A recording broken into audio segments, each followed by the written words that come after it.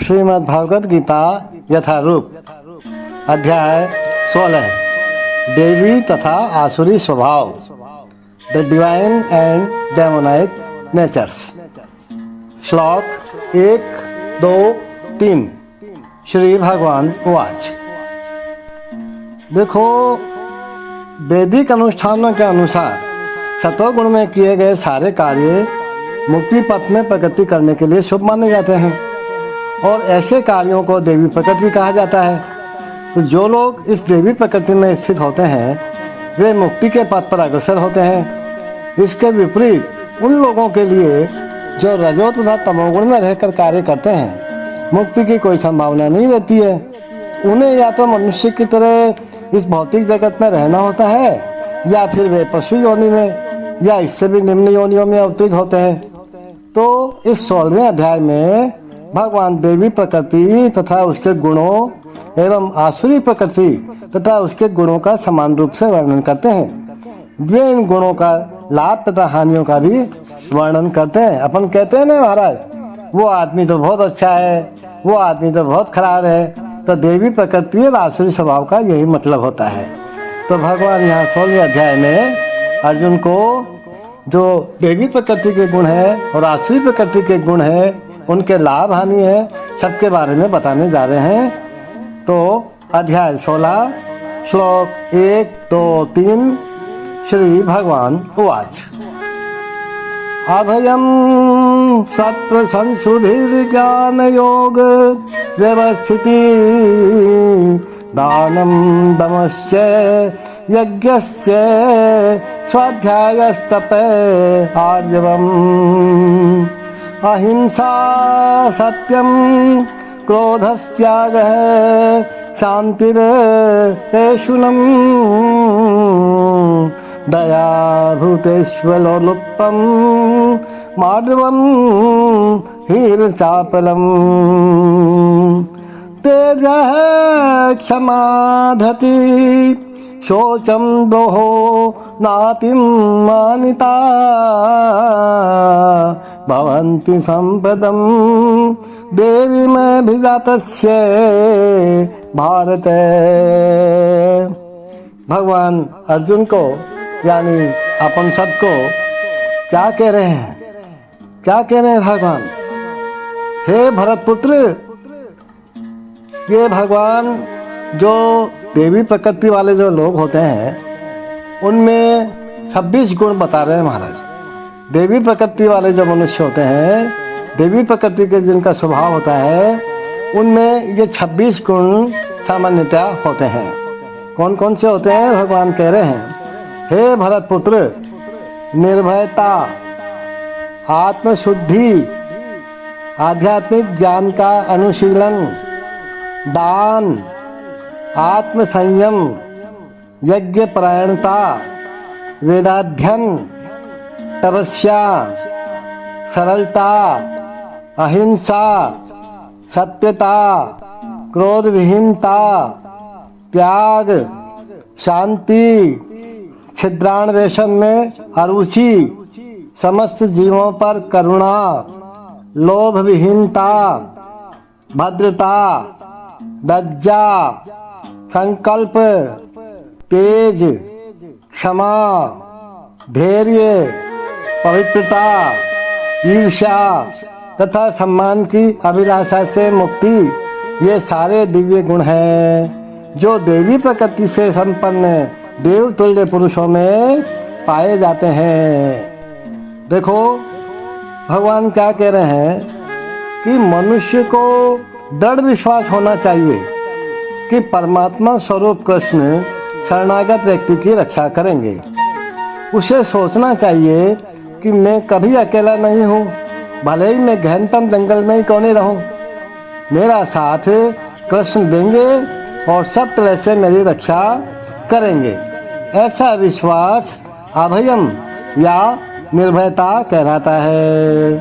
देखो, भगवान चैतन्य ने क्या कहा है, जो सन्यासी या अन्य कोई व्यक्ति प्रकृति के चंगुल से छूटने का इच्छुक है और अपने को आध्यात्मिक प्रकृति तक ऊपर उठाना चाहता है तथा भगवान के पास वापस जाना चाहता है, तो वह यदि भौतिक संपत्ति तथा स्त्री की ओर इंद्रिय तृप्ति के लिए देखता है, भले ही वह उनका भोग न करे, केवल उनकी ओर इच्छा दृष्टि से देखे, तो भी वह इतना गर्हित है, इतना खराब है कि उसके लिए तो श्रेष्ठकर ये होगा, अच्छा ये होगा कि वह ऐसी अवैध इच्छा करने के पूर्व आत्महत्या कर ले।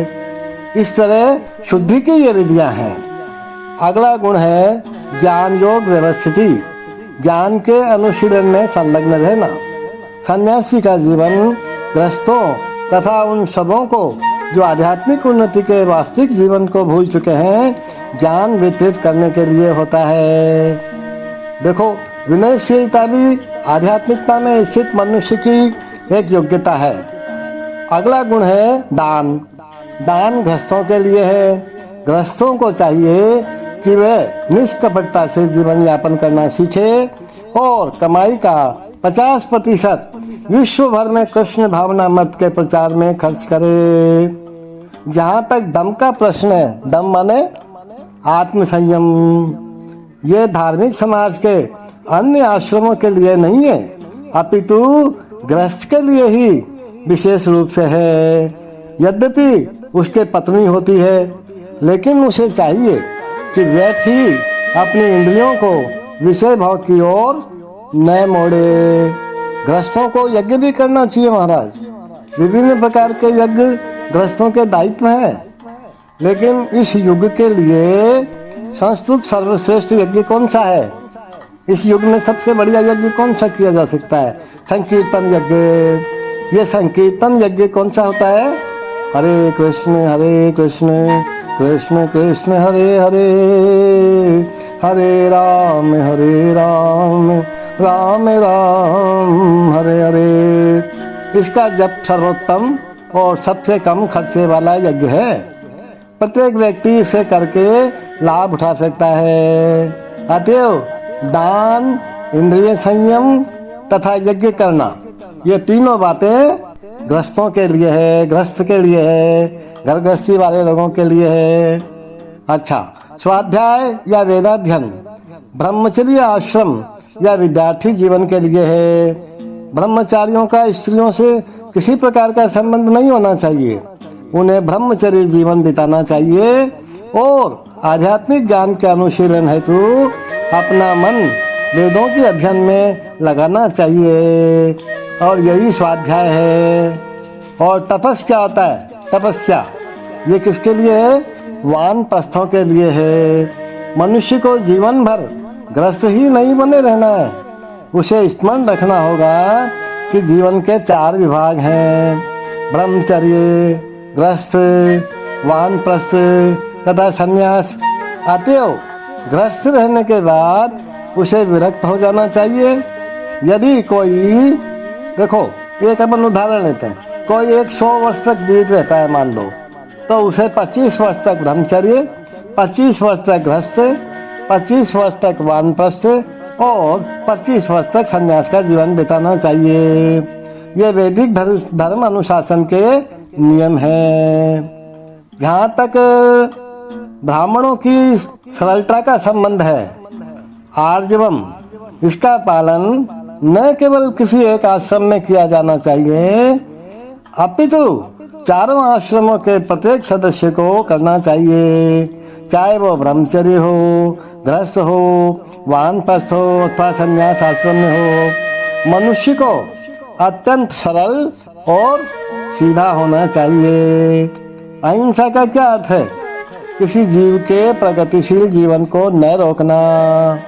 किसी को यह नहीं सोचना चाहिए कि चूंकि शरीर के वध किए जाने के बाद भी आत्मा स्फुलिंग नहीं मरता, इसलिए इंद्रिय तृप्ति के लिए पशुवध करने में कोई हानि नहीं है। कई लोग ऐसे सोचते हैं महाराज।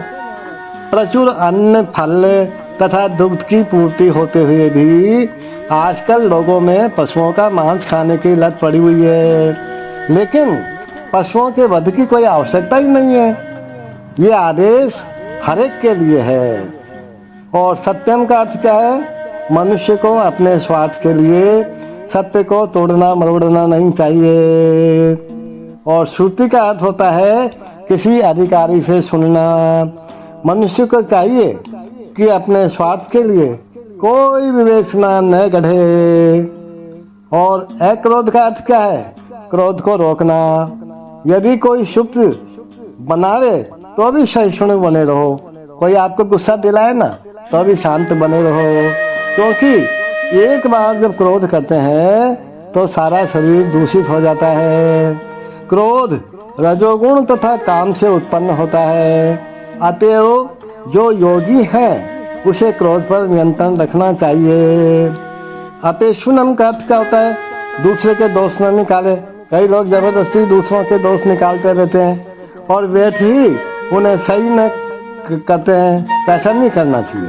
निसंदेह चोर को चोर कहना सिद्धांत नहीं है, लेकिन निष्कपट व्यक्ति को चोर कहना उस व्यक्ति के लिए परम अपराध होगा जो आध्यात्मिक जीवन में प्रगति करना चाहता है और आप उसको चोर बताओ।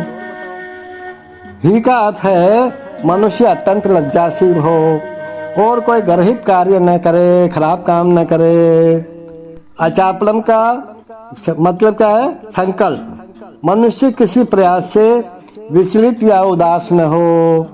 किसी प्रयास में भले ही असफलता क्यों न मिले, अब आपने मान लो कोई संकल्प कर लिया लेकिन असफलता शुरू में मिल सकती है, तो मनुष्य को उसके लिए खिन्न नहीं होना चाहिए। उसे धैर्य तथा संकल्प के साथ प्रगति करनी चाहिए। और यहाँ पर एक शब्द हो रहा है तेजस, ये क्षत्रियों के लिए है। क्षत्रियों को अत्यंत बलशाली होना चाहिए जिससे वे निर्बलों की रक्षा करे। उन्हें अहिंसक होने का दिखावा नहीं करना है। यदि हिंसा की आवश्यकता पड़े ना तो हिंसा दिखाना चाहिए। और शौचम का क्या अर्थ है? शौचम का मतलब पवित्रता, जो न केवल मन तथा शरीर की हो अपितु व्यवहार में भी हो। ये विशेष रूप से किसके लिए है? वणिक वर्ग के लिए है। अग्रवाल जैन बनिए होते हैं ना महाराज, उनके लिए है। उन्हें चाहिए कि वे कालाबाजारी न करें। नाती मान्यता अर्थात सम्मान की आशा न करना शूद्रों अर्थात श्रमिक वर्ग के लिए है। शूद्र वर्ग जो है, सेवक वर्ग जो है, वो ज्यादा सम्मान की अपेक्षा न करे। जिन्हें वैदिक आदेशों के अनुसार चारों वर्णों में सबसे निम्न माना जाता है, उन्हें वृथा सम्मान या प्रतिष्ठा से फूलना नहीं चाहिए। कोई उनकी प्रतिष्ठा गाए ना तो फूलना नहीं चाहिए, बल्कि अपनी मर्यादा में बने रहना चाहिए। शूद्रों का कर्तव्य है कि सामाजिक व्यवस्था बनाए रखने के लिए वे उच्च वर्गों का सम्मान करें, उच्च वर्णों का सम्मान करें। तो यहाँ पर भगवान ने ये जो 26 गुण बताए हैं ये दिव्य हैं। वर्णाश्रम धर्म के अनुसार इनका आचरण होना चाहिए। सारांश यह है कि भले ही भौतिक परिस्थितियाँ कैसी भी हो, यदि सभी वर्णों के लोग इन गुणों का अभ्यास करेंगे तो वे क्रमशः आध्यात्मिक अनुभूति के सर्वोच्च पद तक उठ सकते हैं। सर्वोच्च पद तक उठ सकते हैं। नाउ अकॉर्डिंग टू वैदिक rights, activities in the mode of good deeds are considered auspicious for progress on the path of liberation, and such activities are known as Devi Prakriti, transcendental by nature. Those who are situated in the transcendental nature make progress on the path of liberation. For those who are acting in the modes of passion and ignorance, on the other hand, there is no possibility of liberation. Either they will have to remain in this material world as human beings, or they will descend among the species of animals or even lower life forms. So now, the God says to the Arjuna, what are the 26 abilities? Let us listen. The Supreme Personality of Godhead said, fearlessness, purification of one's existence, cultivation of spiritual knowledge, charity, self-control, performance of sacrifice, study of the Vedas, austerity, simplicity, non-violence, truthfulness, freedom from anger, renunciation, tranquility, aversion to fault finding, compassion for all living entities, freedom from covetousness, gentleness, modesty, steady determination, vigor, forgiveness, fortitude, cleanliness, and freedom from envy and from the passion for honor. These transcendental qualities, O son of Bharat, belong to godly men endowed with divine nature. Oh my dear Bharat, Hare Krishna, Hare Krishna.